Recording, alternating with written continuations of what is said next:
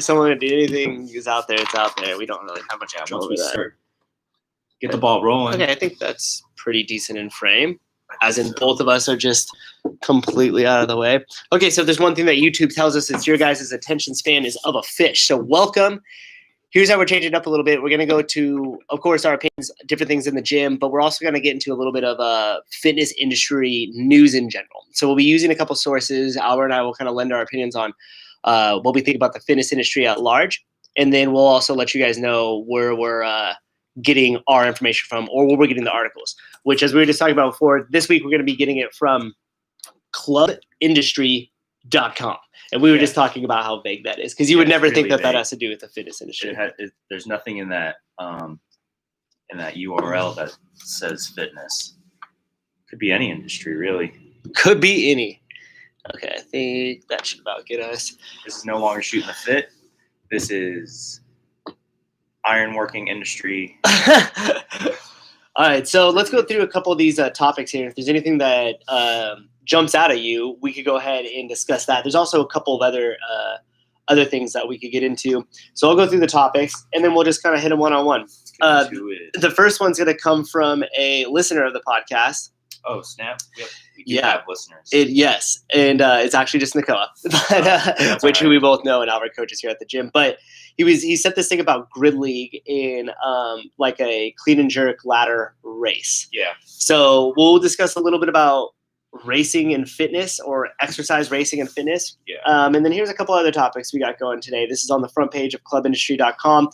We got Title Boxing Club honors top achieving franchises for excellence. We have Minnesota Health Club's call for governor upon to reconsider closures. Don't we all want that to be reconsidered? And then we have Bright Spot, corporate sales drives growth post-crisis. And then the plug that I used for our headline here is going to be Beyonce and Jay-Z invest in the fitness industry. All right, so you want to start with that one? Yeah, sure. Beautiful.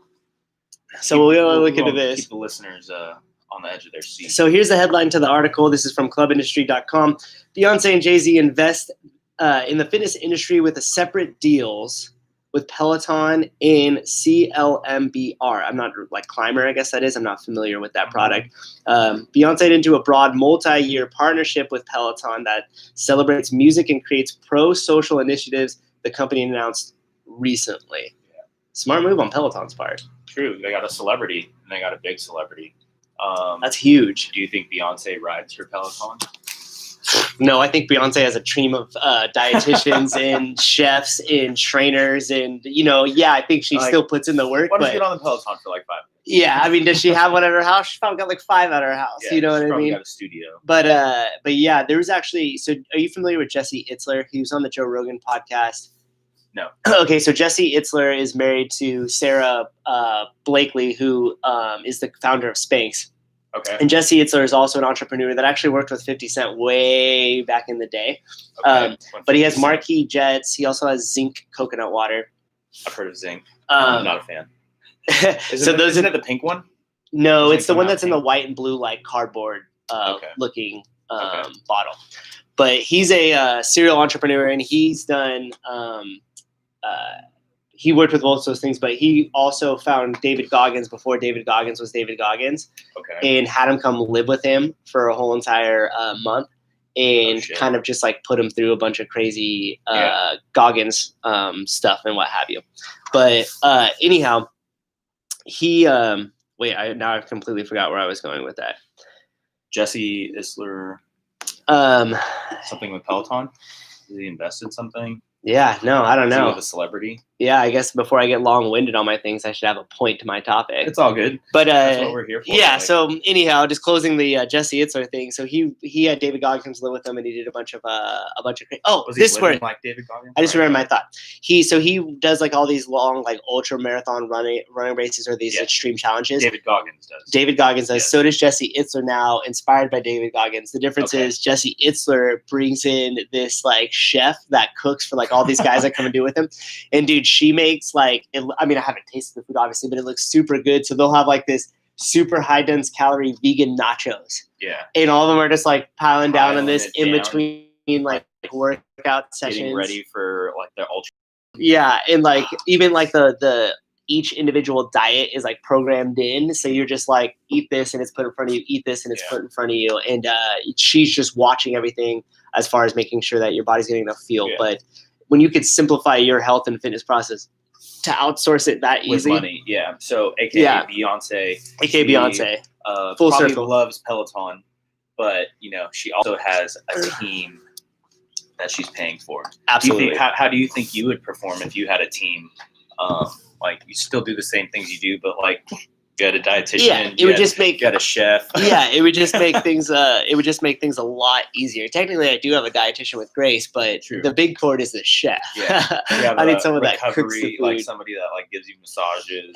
Oh man, that bodywork person, and I mean all that stuff allows you to perform at your best, which optimizes their performance. Which I'm sure that's what she's looking at. But Peloton, this is a quote directly from Beyonce. Now, Peloton and I believe that the power of music can help uplift, motivate, and inspire those on their fitness journeys. So do you think this is like I think this music deal, bro. Yeah, okay, thank you. Yeah. So that's like, your instructors can use all of my music. Thank you for paying me a lot of money. I agree. And I'm not 100% sure on this, but I know Jay-Z like owns a lot of his masters and things like that. And that was big for him on the get-go. And I'm sure she does as well too. I hope you guys aren't picking up too much background noise. The landscape people are here and they just happen to be doing the spot right outside the office as we record this. So do you know what that other company is? Climber? I do not. Is that the one Jay-Z invested in? Yeah, it might have just been like both of her like music deals in one, and Climber might be owned by Peloton. Is it CLM? Oh yeah, look, it's a Peloton but with a Versa Climber. It's a Versa For those of you guys at home, it's a Peloton and a Versa Climber. Have you ever used a Versa Climber before? Maybe once, but not anything I can remember. Like, dude, it is potent. Yeah, that thing is hard. There's I mean, a lot of NBA players use that. I know, or a lot of professional athletes, and I've seen a lot of basketball players specifically use it. Like tall people, just that movement pattern of like opposite arm, opposite leg, like a jump, like coming up for a layup. So like that little short motion. Plus, you're really like booking it. You got your arms and legs going. Like a airdyne, but you're standing. There's no fan. It's just like you pushing against that resistance. So that's interesting. So Peloton and Climber is basically the Peloton. It's one of the same. It has a little screen there. You have an instructor, and they walk you through resistance and everything else like that. So that's pretty interesting. So that's going to be huge because once Beyonce, depending on how big the deal is, like if she also invested as well, which she's really smart, and I don't know exactly where I got this from, so don't quote me totally, but I do believe that when she started with not started with Netflix, but she did some event for Netflix back in the day, and instead of getting paid because they were a small startup company and they're having trouble, she actually took the whole payment and equity of the company. Oh shit! Yeah, and then I can't remember if it was Netflix or if it was Facebook, but it's one of those two, and got some stocks and obviously got paid 10, 20x what she would have over, of course, a couple year period. Everybody went that. Is it David Cho? David Cho route? He's the artist that painted some walls on Facebook. That's right. Yep. Like at their first office. Yep. And then Facebook he was another one. Blew up. Yeah, he was another one. And now he's like filthy rich. That's right. But so he's just like a crazy artist guy. On the shoulders of giants, right? Like, and imagine that. You're like, hey, my cousin paints hella good. Like, why don't we bring him in here just because it happened to be the guy that you know on Facebook? I mean, obviously he's talented. He put in the work. Yeah. It was when hard work meets, opportunity. There's preparation. That nobody wants to look at. Like, I've obviously hired him to paint the walls because they like what he was painting. Which, it's funny. If you guys are watching this, gives us a thumbs up. It really helps the YouTube algorithm. We thank you for it. If you're not subscribed, please subscribe. Albert and I are covering fitness industry news at large. Yeah. But yeah, so anyhow, that Beyonce deal I think will really help Peloton out quite a bit, but I think you're 100% correct. It's a music deal. I'm not going to lie. When I first read the headline, and this is probably something that they did on purpose, I started I started citing, okay, yeah, that's an interesting point of view. The first thing I thought was like, oh, they're going to be like on the bikes themselves or something, but I was like, no, that's dumb. They're not. ride the Working bike. out. It's a music deal, and they get to use her likeness or whatever. That's funny. Maybe we can, maybe one of our listeners can Photoshop Jay-Z and Beyonce doing a Peloton class. That would be funny. There's only one that we could do it. It'd have to be Joe. All right. So we're gonna kind of shift gears here. We're gonna go back to the I'm gonna go to the clean and jerk races that Nicole was asking about. So for some of you guys that don't know, there was a thing called Grid League, and basically what it was 2 lanes and 2 athletes would start at one end and do a bunch of movements in race. Essentially, it was a fitness race. So in this particular thing, they had clean and jerks where 2 girls go out at the same time and they run down all their weights as fast as they can, and then 2 guys go down the same time. And Nicole was just asking, he was saying like, well, what are your thoughts on that? Personally, I think the market already decided on that because Grid League became a thing in 2015, 16, and then died before one season even completed. Mm-hmm. They ran out of money and the interest wasn't there. And we got 2 likes. I just don't. Yeah, thank you guys for that. I just don't think that people are that into fitness racing, as in like literally down 2 lanes, 2 teams with each other. What's your thoughts? I was never a fan. I've seen it. Racing clean and jerks. I mean, it's kind of cool to watch, but I wouldn't say I'm a fan. Yeah, me either. I enjoy when it's one event at the CrossFit Games, and the weights that they're using, it's not really so much as a race. Like they're just, it's just basically as who quickly could just continue to move through the barbells because they're so heavy. They're not like sprinting and running and snatching. It's going to take them like a minute. Yeah, it takes a little bit of setup. I'm a fan of that because I like to see how well you could kind of recover and continue to lift with a little bit of pressure at the upper limit of your 1 rep max. Yeah. I don't know. I've seen some examples like if anybody wants to YouTube Klokov doing like a heavy clean and jerk ladder, or maybe it's a thruster ladder. Just because like was he on the grid? Yeah, he like was, in the very beginning. That's right. Got to get them celebrities. He's the Beyonce of our. He's the clean and jerk specialist, the Olympic weightlifting specialist. So is Wes Kitts. Shout out to Wes Kitts. But like that's what they try to do. Like the grid team is like Team CrossFit, right? Just moving at a little bit higher pace, and then you get scoring based on how you compete head to head. Yeah, for me, it was too gimmicky. I think they're really like doubling down on the fitness and competitive fitness. Yeah, because you had all these specialists in each, like if you had the gymnastics person, they were going to come out and like crank out all these crazy complexes. Yeah, and you're going to do like you're on the rings and you do toe to rings and then a kipping ring pull up and then a muscle butterfly, up muscle up, or reverse butterfly. Get your arms out of the sockets.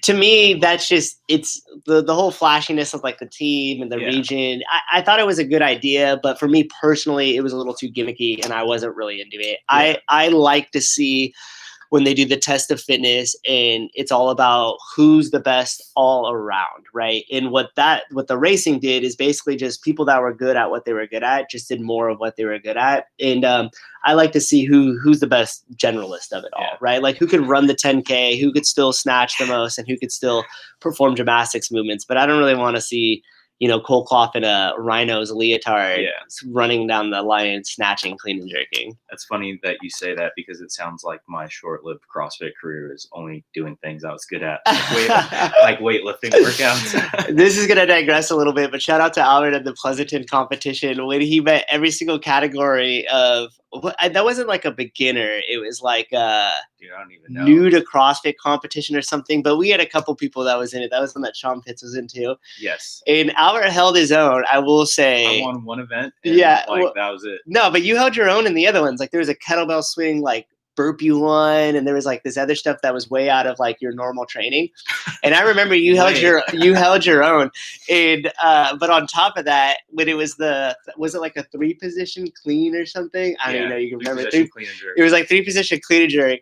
Every single person in the room when Albert's heat went, which is all eyes on Albert, because it was like he had collectively more weight on his bar than everybody else on the heat did at that time. I was just there for one event only. Yeah, hey, but not only that, it's not like you dogged the other events. Like, you know what I mean? Because that would have been like, it's cool when you still showed up and you put out on every event. Like you gave a good effort on every event. It's not like you did one kettlebell swing and then turned to your judge and was like, hey, I'm just going to sit down. Like you were like, I'm just going to suffer through this. I'm not going to move very fast. I'm going to suffer through this. Thankfully, that wasn't the first one that I did for CFL. I did the team one. So that was like, little. Was that Golden State Games? Was that the team one? Yep. There's also a snatch and clean and jerk event on that. So I was a team player. Whenever you need someone for a competition, whether he's done the movements that year or not, he will step up. Who was? It's Doug. Doug was just like very convincing and straightforward. He was like, hey, I think you'd be good at this. And it's me just thinking I'm gonna get through one event at like a 5-event competition. He's like, hey, you could survive these events, but you're gonna dominate this one. So you might as well go. Just wait. Just wait. So anyway, Nico, I think Albert and I agree that the lane-to-lane racing exercise fitness isn't necessarily for us. But we do enjoy a good speed ladder at the games. Yeah, it might be fun to do inside the gym. It'd be fun to do inside the gym. Got to be safe. Yeah. Right. Yeah. It's not about throwing out your back, get that speed plate and jerk and have a bar drop on your head. Getting on the third bar and you like slip a disc. We're not about that here. We're about safety and good form. Safety and good form. Okay, so I think the market decided. I don't think Grid League was going to be a thing. I think I think it was too soon. They tried to get it at NBC Sports. It did right away, and it just didn't last. I don't think people were that into it. What was that other headline after? So we have this one here. Minnesota health clubs call upon governor to reconsider club closures. On November 24th, shout out to my birthday. Great a episode. coalition of Minnesota-based health club company operators issued an open letter to the Minnesota government, Tim Walz, in his administration, calling for the reconsideration of the 4-week complete closure of gyms and pools in the state. The group urged the governor to reopen health clubs with enhanced COVID-19 safety protocols that the coalition had laid out. The coalition the coalition included Lifetime, Anytime Fitness, Snap Fitness, and Rochester Athletic Club. So, and basically it goes on for them to say that like they should start enforcing more protocols and not closures. Yeah. And then they were also requesting that they release the statistics on people actually contracting COVID inside gyms and different things like that. But which is good because if you allow the private sector to collect its own data, which they don't want to do, they would collect their own data and they would determine that, hey, it's relatively way safer than you guys think to be. And in fact, you could easily make the argument that telling people not to exercise during this time is the worst advice for their health. Yeah. So I'm sorry, what state was this again? This was in Minnesota. Minnesota. Okay.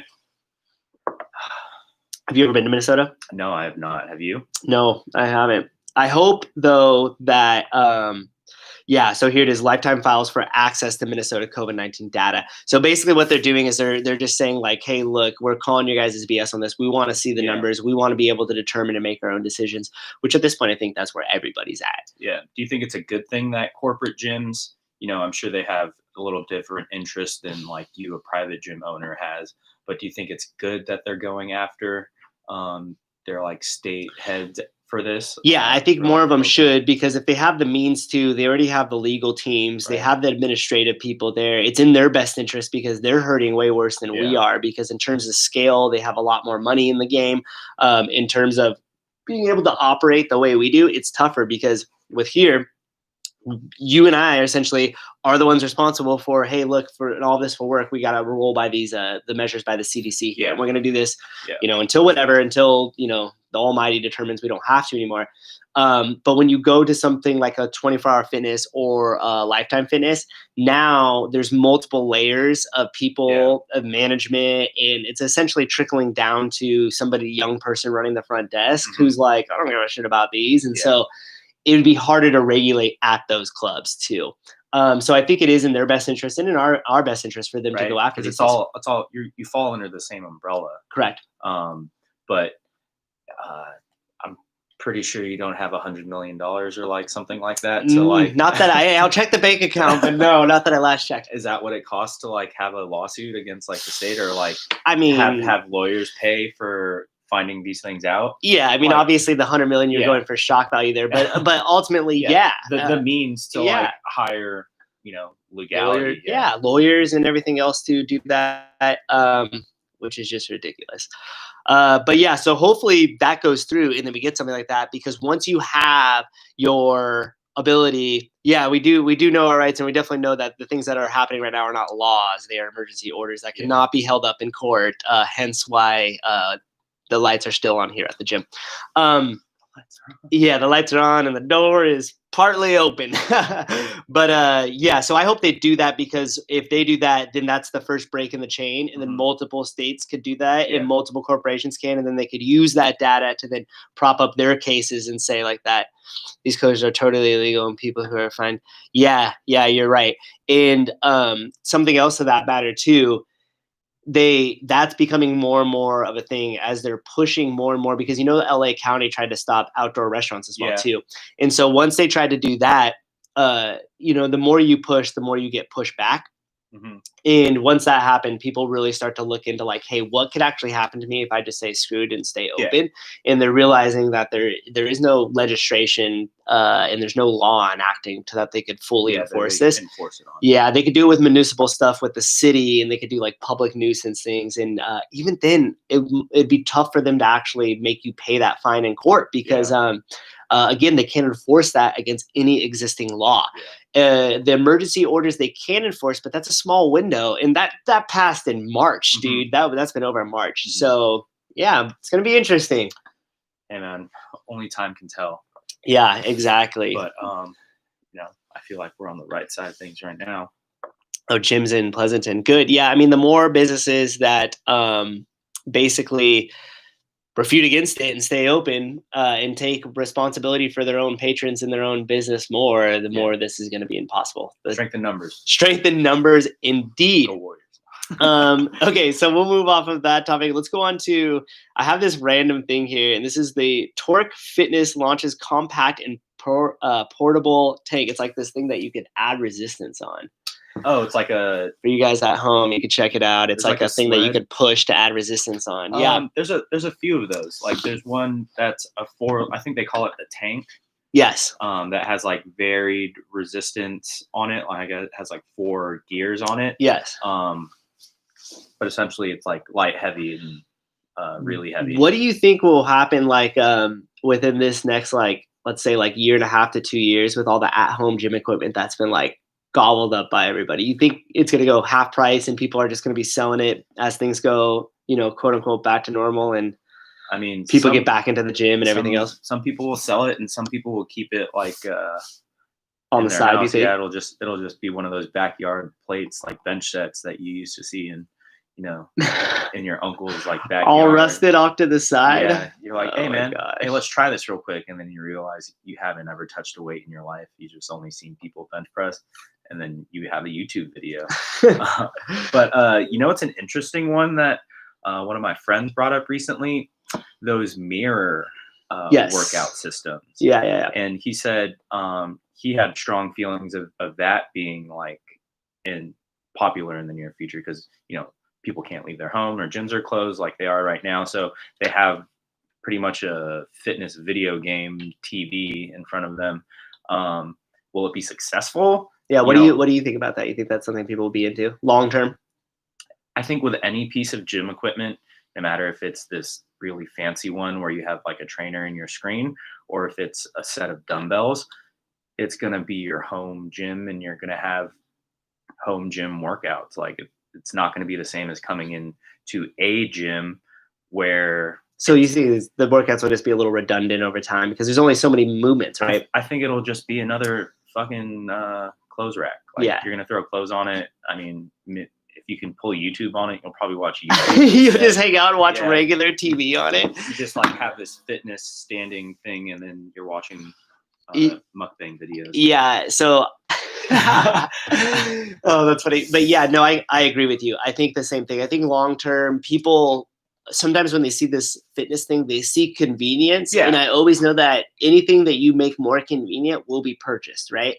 So a lot of people pay for convenience. That's something that as consumers, we always look for.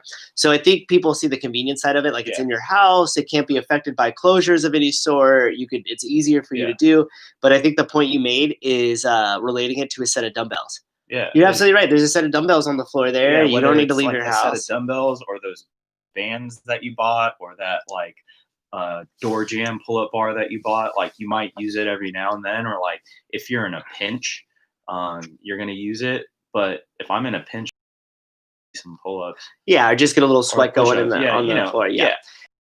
Bands, but it's not the same as coming into a gym and, for me, it's a weightlifting workout or going to, if it's 24-hour fitness, you're doing, your dumbbell workout, your pressing workout, your treadmill or whatever. If you're coming in here, it's not the same as getting a WOD in or getting a different WOD in. Yeah. And being motivated by the people that you're around. Yeah, I think there's two big things to that. Number one, when it comes to the power of like habits or changing your habits or doing something like that, there's a couple things I need. Number one is accountability. A mirror and a set of dumbbells on the floor is not going to provide accountability. You need to have your class. You need to have a person that you're going to see or people at the gym that you're going to meet there. Yeah. And the number two thing is environment. If you change the environment you're in, you're most likely change the result that you're going to get. Yeah. So a perfect example is actually this room. If you remember not that long ago, prior to COVID, I did not have this conference table. It was my desk and there was kind of like storage in here. Yeah. And one of the first things they said is if I change the environment, it'll produce different outcomes. And we changed the environment. And here we have the podcast.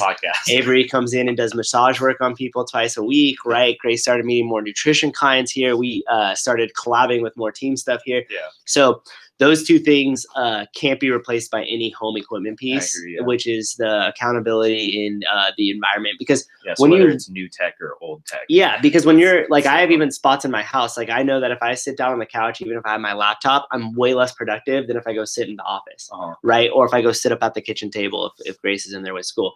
So yeah, I think that those two factors play pretty big into it. Really cool. It'll work for some people. But I mean, do you have like an elite home gym?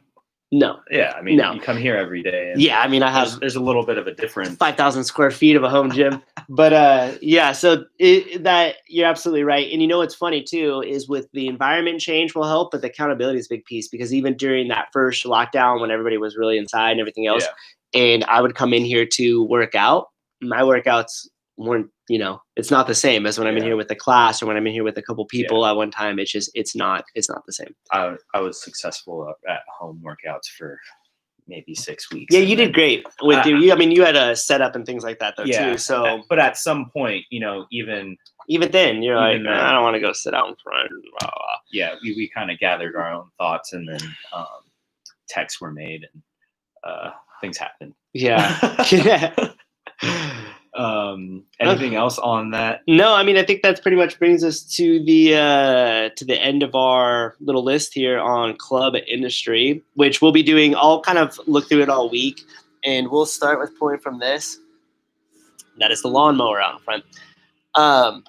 And we'll start going through some of the top news stories, I guess you could say, in the fitness industry, as well as taking any questions or different things from you guys, as well as just our normal commentary. So thank you very much for joining in. If you guys saw us today, I've been extremely lazy and have not put up a new audio version. So we don't actually have, we could still go in there and look at it. I've been getting hounded by some listeners about not having it on Spotify so they can listen to it on their Yeah, we'll tell them come do the post-production for it and freaking set the shit up, okay? I got a little thing called a business going on over here, and the secondary stuff is just that. It'll be put out, though. It'll be put out, maybe.